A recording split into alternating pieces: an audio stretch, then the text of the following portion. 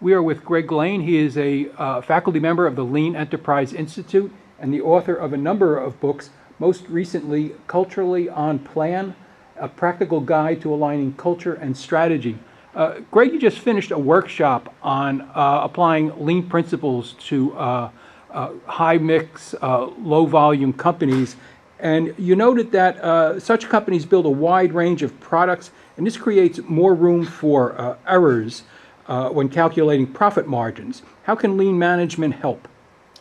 Well, the problem in the last 40 years or so, in general in manufacturing, is our portion of cost in our indirect area and our overhead burden's gone up quite a bit. Our direct labor's gone down, obviously, as we've automated processes and so forth. And especially high mix, low volume, we have a higher burden in our indirect and overhead processes.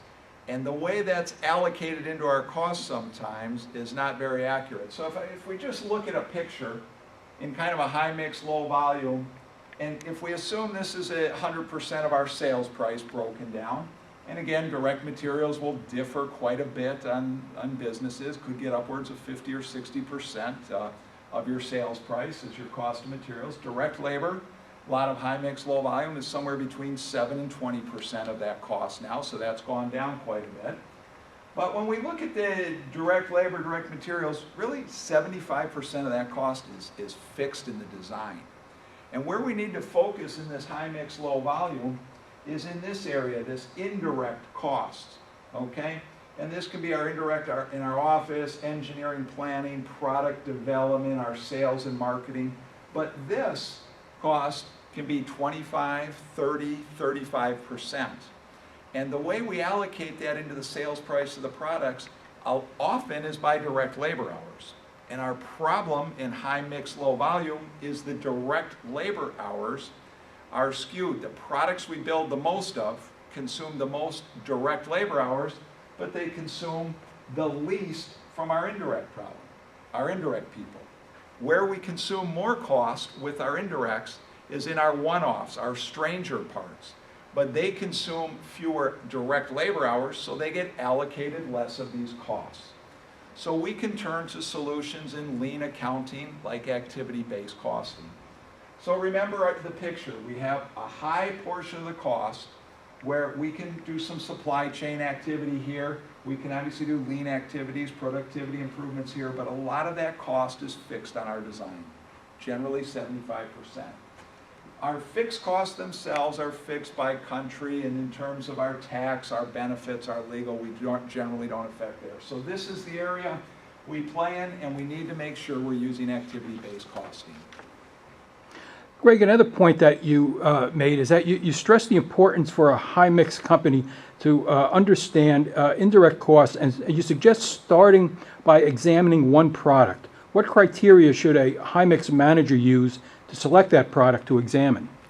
So I think that the question becomes, is how serious of a problem could these inappropriate allocations be?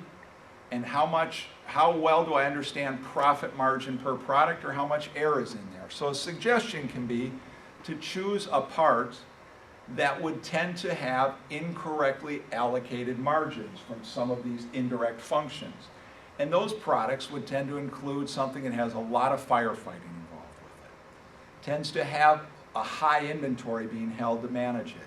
Or a large bill of material, because that consumes a lot of purchasing time, shipping time, unpackaging time, receiving time. Long setups would be another inkling of a product that would be worth tracking through your system and understanding the real cost versus the allocated cost. A couple others would be products that incur a lot of quality problems, or a final criteria might be frequent engineering changes. But you want to get yourself convinced, follow a difficult product through, and try to really associate the true cost, what that absorbed from our indirect support functions, versus what the accountants allocate to that. Greg, finally, you've made a study, or in fact you've been a student of why lean transformations fail. What have you learned? Well, spending a lot of years out working in companies, I've seen a lot of lean work not sustained after a number of years. Maybe in the beginning it's sustained, It's not sustained. So I studied the problem further, and I've looked at a lot of surveys that are taken. A recent survey in the US showed the CEOs themselves, 2/3 of those CEOs said that transformations have failed to sustain results. Companies like McKinsey and Accenture, the big consulting companies that go out and do surveys, find closer to 90% of business transformations fail to sustain results. My experience has been that has to do with mostly cultural issues. By culture, I mean traits and behaviors. And I think what organizations are very good at is going after the technical solutions, working on improving hard skills. But when it comes to soft skills, we don't have a practical and pragmatic way to challenge that. So I've been doing a lot of work in the recent years to try to overcome that with companies. There's some, as mentioned, some books published out there. I've recently published one as a practical way to go after that, but I think you need a practical method to develop a plan to go and improve your soft skills, your traits and behaviors, and that will support the hard skill changes and the tools you're implementing, because we know the tools approach. We know in the lean community that a tools approach by itself fails.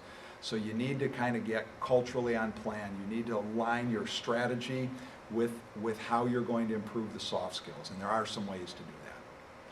Greg Lang, thank you very much for sharing your insights on how to apply lean concepts to high-mix, low-volume operations. Thank you. Thank you.